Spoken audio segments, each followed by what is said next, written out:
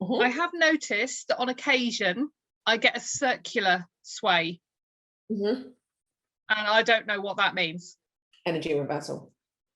Okay. As in, when you're standing up, you almost look like a pit. You're doing this. Yes. Yeah. So I said that definitely an energy reversal. It's usually a sign of an energy reversal. Depending on the question, it can also be a sign that you haven't quite got the question right. But usually, if is it happening a lot? I mean, I haven't been doing this for very long, so I can't really say that it's happening a lot. Usually I'll get a quite a strong yes or no, but there's been the odd occasion over the last week where I've just done this. Yeah. So these are the wonderful things you'll start to learn about your sway.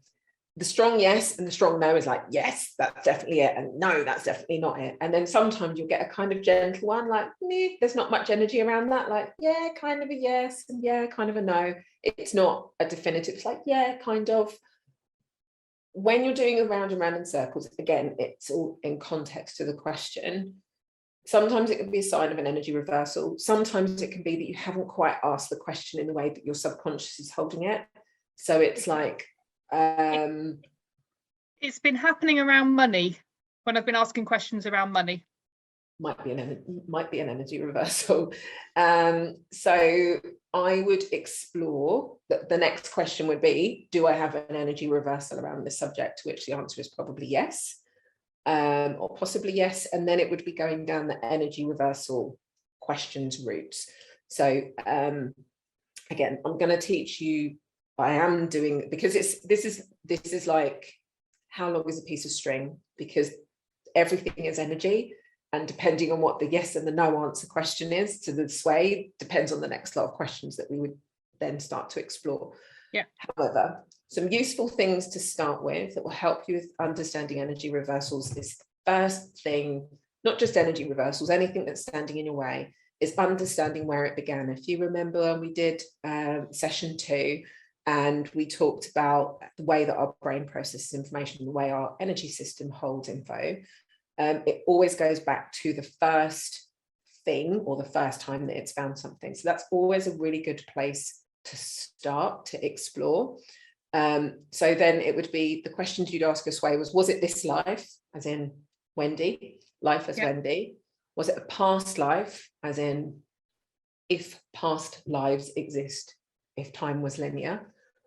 Or other lifetimes? That ties a little bit more into what we were talking about with Mark. So other lifetime is, if you imagine, instead of, there's 2 different type of lives that you can think about: past life, this life, and a life that is coming in the future, if we were to look at lifetimes as linear.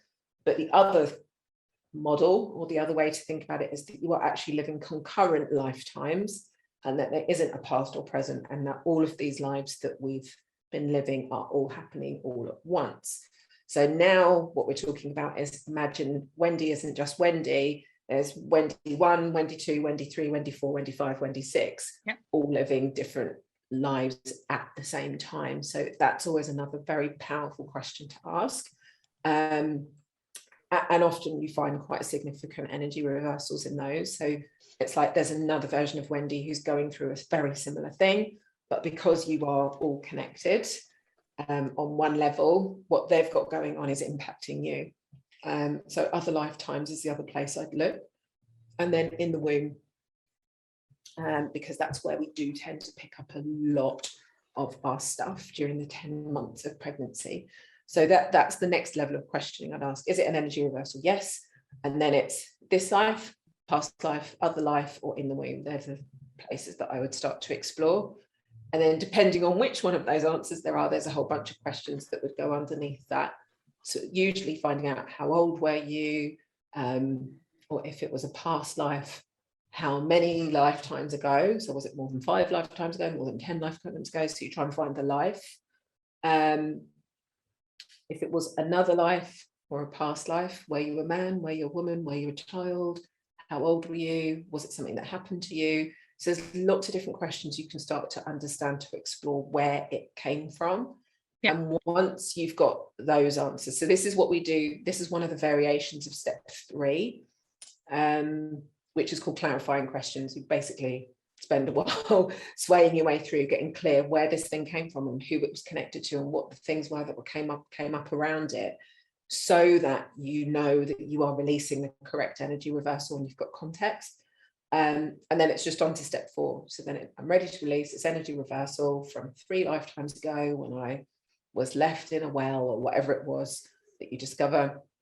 I release it from my energy, and then you just work on shifting it that way out. So I would explore those, and I would take the swirly circles as an indication from your sway that there's an energy reversal to undo, to Okay.